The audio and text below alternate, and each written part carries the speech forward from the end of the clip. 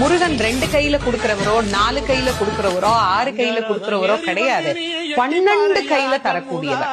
கேட்டவருக்கு கேட்ட வரங்களை அல்ல, நினைத்தவருக்கு நினைத்த வரத்தை விட அதீதமான நலன்களை வாரி வாரி வழங்கக்கூடியவர். அவர் 12 கையில கொடுப்பார், வாங்குறதுக்கு நமக்கு தான் 2 கை பத்தாது. அப்பேற்பட்ட வள்ளலாக விளங்கக்கூடியவர் முருகப்பெருமான். அவர் வள்ளல்னா பக்கத்துல இருக்கிற அம்மா சும்மா கிடையாது, அவள் வள்ளி. இவர் 1 கொடுத்தா அந்த அம்மா 2 கொடுங்கன்னு வாழாம். அப்படி கணவனும் மனைவியும் போட்டி போட்டுக்கிட்டு நமக்கு கொடுக்க தயாரா இருக்கிறாங்க. வாங்குவதற்கு நாம் என்ன செய்ய வேண்டும்? அவரை நினைக்கணும். எப்படி நினைக்கணும்?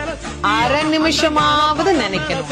அரை நிமிஷம் எப்படி நினைக்கணும்? எனக்கு கொடுப்பாரு, எனக்கு கொடுப்பாரு, எனக்கு கொடுப்பாருன்னு நினைக்க கூடாது. முருகப்பெருமானை உள்ளம் உருகி, அந்த உள்ளம் உருகுகிற போதே நமக்கு அப்படியே கண்களில் இருந்து ஆனந்த கண்ணீர் அப்படியே பெருகும். அந்த கண்ணீர்